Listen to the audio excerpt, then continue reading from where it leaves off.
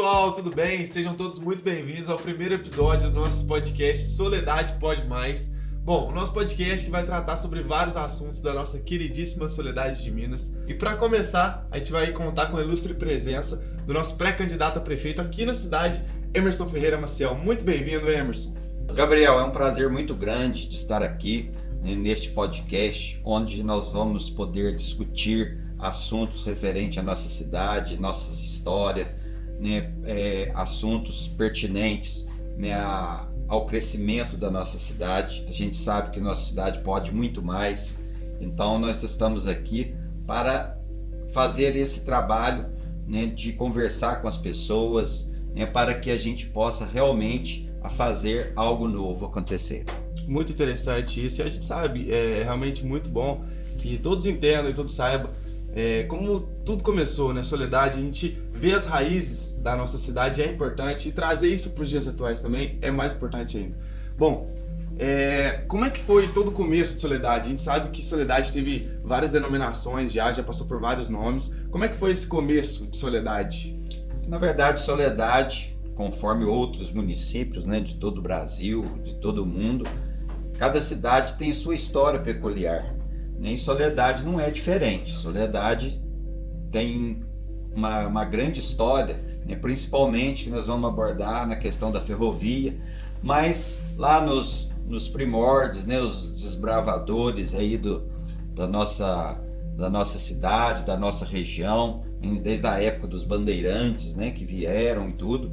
E Soledade tem várias histórias. E Soledade teve várias denominações, de acordo com cada local, e as pessoas iam colocando nomes. Já chamou Pouso Solitário, Lagoa do Buracão, já chamou Estiva, já chamou Ponte dos Teixeiras, com os dois irmãos que construíram uma ponte perto da onde é a ponte de cimento ali mesmo, para cima um pouco, chamava Ponte dos Teixeiras, eram dois irmãos. Esse Lagoa do Buracão é referência a algum lugar específico na cidade? É interessante essa pergunta, que quando fomos organizar a questão das escrituras lá do Parque Municipal, lá na escritura chamava Lagoa do Buracão. Onde é o parque hoje. E no nome, que cada nome desse tem uma história, que se a gente for abordar aqui, nós vamos ficar muito tempo debatendo isso, Sim. E na Lagoa do Buracão era um local, lá na história conta que era um local de muito alagamento. Então sempre ali foi uma lagoa, um brejo, e hoje está instalado o Parque Municipal de Soledade de Minas. E Soledade, um dos nomes era Soledade. Depois o governo do estado, porque o nome Soledade, na história, ele fala que foi os ferroviários da época que deram o nome de Soledade para homenagear a Dona Maria da Soledade, que era de uma fazenda que era lá no bairro de Soledade Velha. E ela, além dela ter contribuído muito para a questão da ferrovia, ela cedeu terrenos para o governo na época para a construção da ferrovia, e ela deve ter ajudado muito os ferroviários e tudo. Então colocaram o nome de Soledade na estação ferroviária para homenagear a Dona Maria da Soledade, que era a proprietária da fazenda Soledade. E depois o governo, talvez na época, arbitrariamente, tirou o nome de Soledade, que era o lugar do povoado, e colocou o nome de Ibatuba. Então esse nome foi colocado pelo governo, oficialmente. E depois os políticos da cidade, na época da emancipação tudo, colocaram Soledade de Minas. Por que Soledade de Minas? Porque nós temos 3 Soledades no Brasil, você sabia disso? Não, disso eu não sabia. 3? O Soledade do Rio Grande do Sul, inclusive agora nas enchentes foi uma das cidades mais afetadas, né? Soledade do Rio Grande do Sul, Soledade da Paraíba e a nossa Soledade de Minas. Já teve algum contato entre a nossa Soledade com alguma dessas outras duas? É interessante que numa ocasião, quando eu ainda estava na prefeitura, nós tivemos a Marcha dos Prefeitos. É um evento que a CNM, a Confederação Nacional dos Municípios, todo ano ela promove. E eu, coincidentemente, encontrei com o prefeito de Soledade do Rio Grande do Sul. E eu conversando com ele, que era de Soledade de Minas, ele nem sabia que existia outro. E eu conversando com ele, que tinha uma outra Soledade na Paraíba. E nós conseguimos o contato do prefeito da Paraíba, né, de Soledade da Paraíba, e ligamos para ele para marcar o encontro, para a gente tirar umas 3 fotos, né, dos 3 prefeitos, Soledade do Rio Grande do Sul, Soledade de Minas e Soledade da Paraíba. Só que o do prefeito da Soledade da Paraíba já tinha ido embora, né, não estava presente no evento mais. E ficou assim. Então é interessante nessa história de Soledade. Esse contato muito bacana mesmo. Emerson, é muito interessante também que até hoje em dia é muito falado sobre a relação entre Soledade e a ferrovia, né? É muito falado hoje em dia. E assim, as pessoas também é interessante todo mundo saber, eu acho que como é que era lá no começo sobre a ferrovia, como é que funcionava a Soledade. Tinha realmente esse transporte ferroviário aqui, era transporte de cargas, como é que funcionava isso? Gabriel, é muito legal falar sobre isso, porque é uma coisa que tem tudo a ver, né, a relação da ferrovia com Soledade de Minas. Sim. Inclusive, Soledade de Minas foi o maior entroncamento, né, ferroviário do estado de Minas Gerais, o principal da nossa região. Soledade tem uma ligação muito intensa, né, com a ferrovia. Aqui se passaram, né, muitos engenheiros da época engenheiros ingleses, né, porque toda a ferrovia, né, que se construiu naquela ocasião, no final do século XIX, toda era tecnologia inglesa. Inclusive a nossa ponte de ferro, a histórica ponte de ferro, lá de 1880 e poucos, ela é totalmente inglesa, né? O material, né? a tecnologia, tudo inglesa. Então se passaram muitos engenheiros, né? Pessoas da época que veio para a construção da ferrovia. Então Soledade de Minas foi o maior entroncamento ferroviário. E aqui tinha a subsistência do Exército, que tem até hoje a subsistência, onde a prefeitura, né, utiliza, né, para garagem, para almoxerifado e tudo mais. Sim. E ali era distribuído, né, o comandante era um tenente que comandava, que era a intendência do Exército, né, que distribuía mantimento, armamento, munição, era tudo distribuído aqui de Soledade para pontos estratégicos, que era a ESA em Três Corações, o quarto batalhão de engenharia de Itajubá, o de infantaria de Pouso Alegre, né, o quartel de Juiz de Fora. Então era tudo distribuído aqui de Soledade. A partir daqui tudo. Então o trem passava praticamente dentro da subsistência, né, do lado ali. Então nós tínhamos o depósito, que era chamado, que é depois da ponte de ferro, ali na rua Tancredo Neves, né, aquele espaço todo ali era o depósito onde consertava as locomotivas, consertava as classes de passageiro, né, os vagões de carga. Então era tudo consertado ali. Então todos os trens que rodavam aqui na região, o conserto era ali no depósito. Então Soledade tem muita importância, né, para a história ferroviária do Brasil.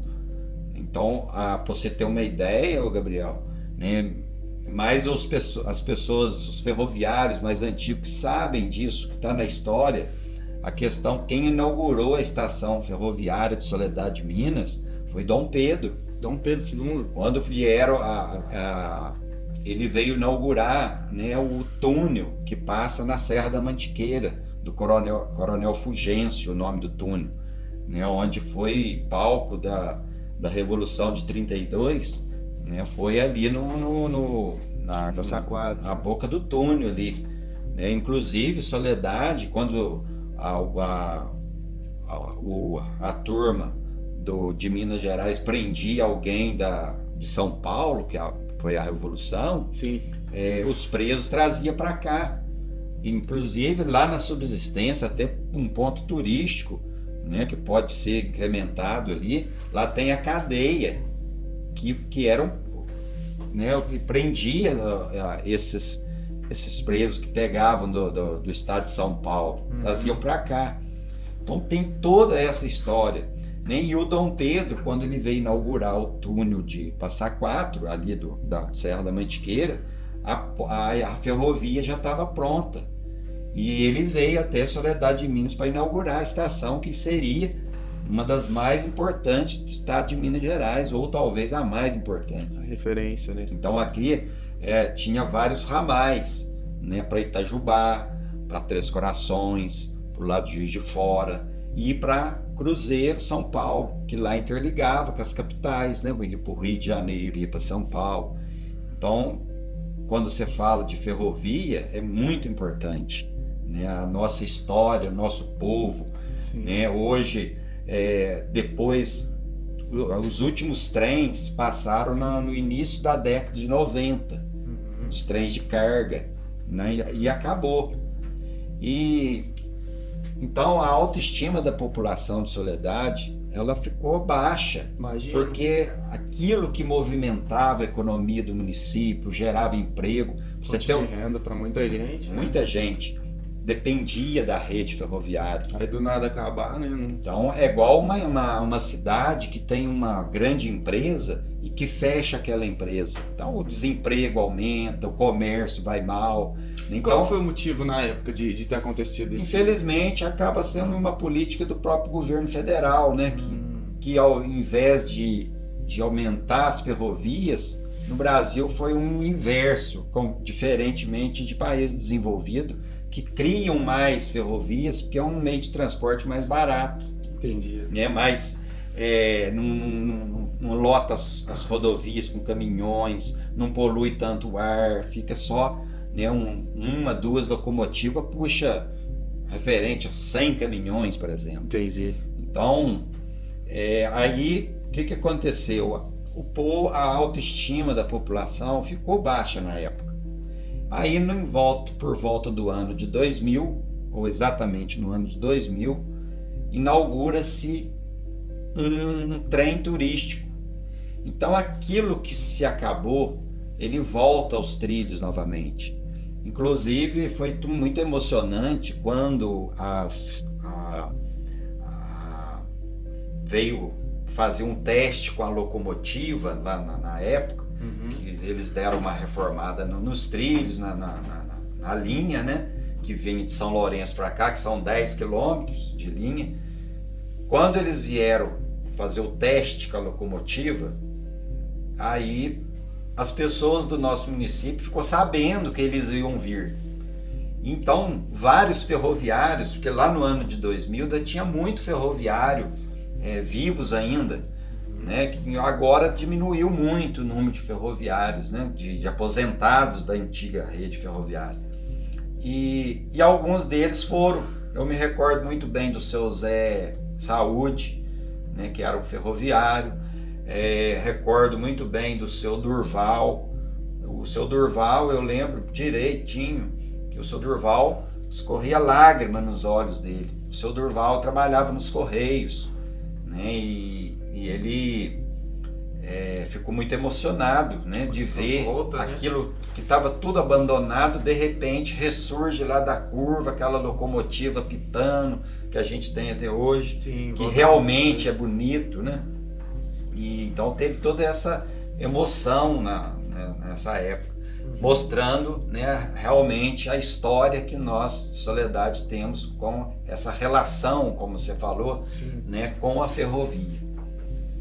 E eu acho também, Gabriel, que quando eu falo assim da autoestima da população, eu acredito que com a volta do trem, a autoestima da população voltou. Voltou a ter esse brilho, né? Esse brilho, exatamente essa palavra, porque viram que o turismo ele é uma fonte geradora de renda, de emprego, né, de trazer visitantes para a nossa cidade. Então, cada visitante que vem é um dinheiro que gasta no nosso comércio.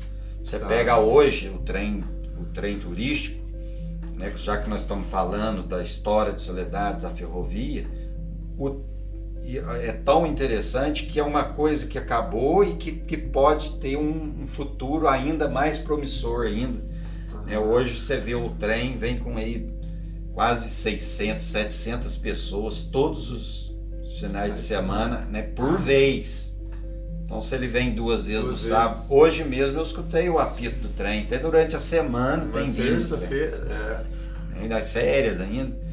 Cada turista desse, ele deixa um recurso financeiro aqui nas lojinhas lá do trem, né, que tem aquele artesanato todo bonito, que a gente tem a taboa também, que é um tema que a gente pode estar abordando, né, numa outra conversa da gente. Episódio, vamos abordar e aprofundar mais, né, nas ideias do turismo, ouvir outras pessoas que falam do turismo como fonte de renda, para a nossa cidade crescer em função disso aí.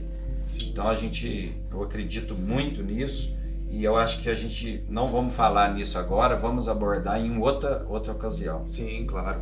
E é muito interessante isso porque, querendo ou não, com a volta do trem aqui, mesmo sendo no quesito turístico, aconteceu, né, como você falou, a motivação de novo dos trabalhadores, né, como diz dos feirantes que vão lá para a feira, que colocam, que expõem os seus artesanatos lá. Então, assim, é um trabalho muito lindo que a gente passa lá a ver, um trabalho muito lindo, que, querendo ou não, traz a motivação de novo para os habitantes aqui de Soledade, não é mesmo?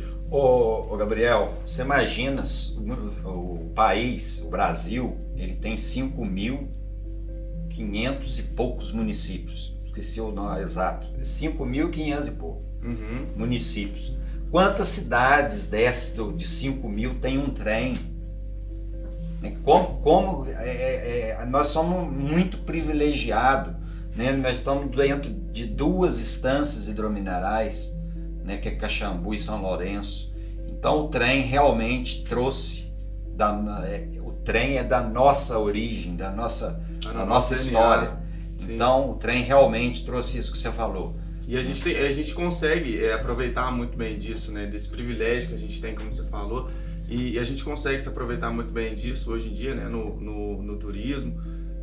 Então, assim, muito bacana todo esse trabalho. E como tem voltado o trem, a gente espera, né, que continue todo esse processo. Muito bacana isso. Mas eu acho que isso nós temos que deixar para um outro episódio, para uma outra conversa, né? E eu acho que nós tivemos que falar sobre a história, né? E a gente tem ainda no nosso município tem a questão ainda tem ferroviário vivo que está nativo ainda. Um exemplo que eu dou para você, o seu Zé do Saco, uma pessoa que ama a ferrovia, apaixonado pelo trem, sabe trabalhar na ferrovia, de tirar um dormente, colocar um trilho novo, o grau, o ângulo que tem que ser, o nível.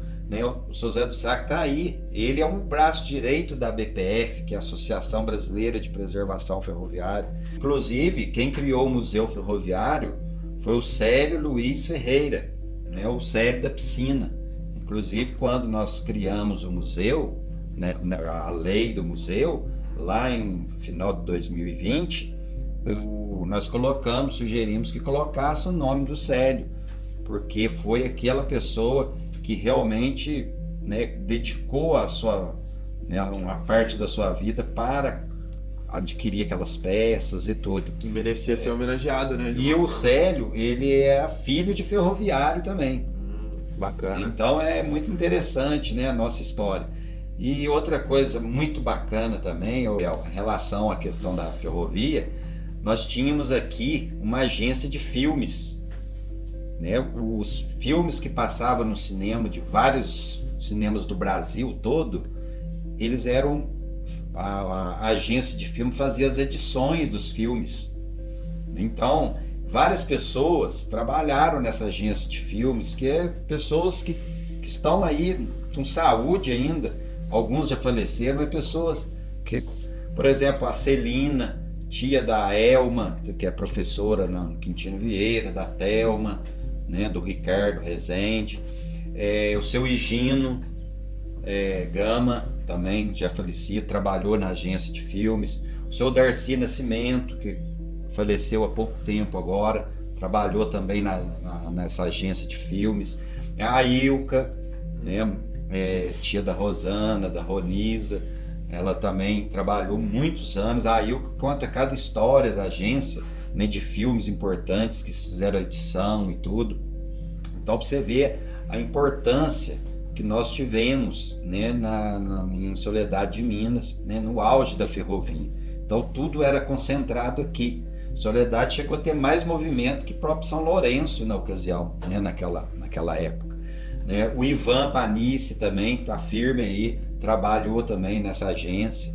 Então você vê que a gente tem, né, história para contar, né, uma cidade que fez parte, né, dessa questão de toda estrutura ferroviária, né, que trouxe outros empreendimentos, né, para o município. Então é muito bacana.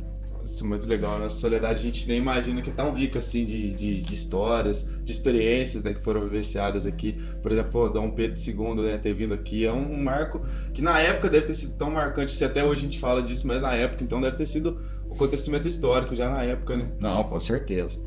E então a gente fica feliz, né, de estar discutindo isso, de estar tentando passar para a população, né? Tem uma pessoa, né, que está aí com saúde, o Renato Maciel, que trabalhou muito tempo na prefeitura, né? O Renato, ele é um pesquisador da história do município, né? Que ele, inclusive ele escreveu, tem um trabalho escrito sobre toda a história, todos os prefeitos que já passaram na cidade, né? Um grande historiador do município, o senhor Josino Maciel, né? O Renato baseou muito dos estudos do senhor Josino Maciel. Então é muito importante a gente ter pessoas assim, né, que conta a história do município, né?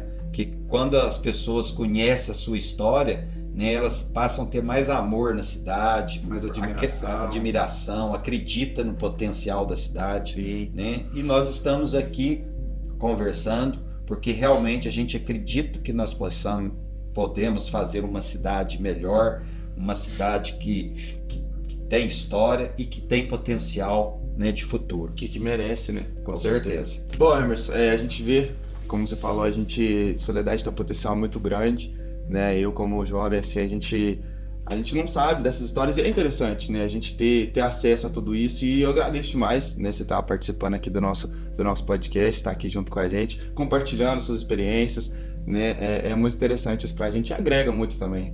Olha, Gabriel, eu que agradeço, né, a sua participação, como você falou, jovem. Eu acho que o jovem hoje ele tem que buscar oportunidades, né, e o poder público tem que tentar oferecer o máximo possível de oportunidade para os jovens, e você está demonstrando, né, o interesse, né? Nós estamos discutindo aqui história do município, né, e esses podcasts que nós vamos fazer daqui para frente, debatendo com as pessoas, né? Nós estamos convidando várias pessoas de vários assuntos, de várias áreas do município, né, para que essas pessoas, nessas discussões, a gente pode estar elaborando um plano de governo viável, possível, né, para a nossa cidade crescer. Então, eu agradeço de coração e sempre um prazer de estar aqui com vocês. Bom, é isso. Muito obrigado novamente pela sua participação. A gente agradece você também pela audiência, por ter assistido ao nosso primeiro episódio. Que continue nos acompanhando também, vem muita coisa boa por aí, muita coisa nova. A gente vai trazer muitas pessoas que vão agregar demais aqui no nosso podcast. E é isso aí. Muito obrigado e até a próxima. Tchau, tchau. Um grande abraço a todos.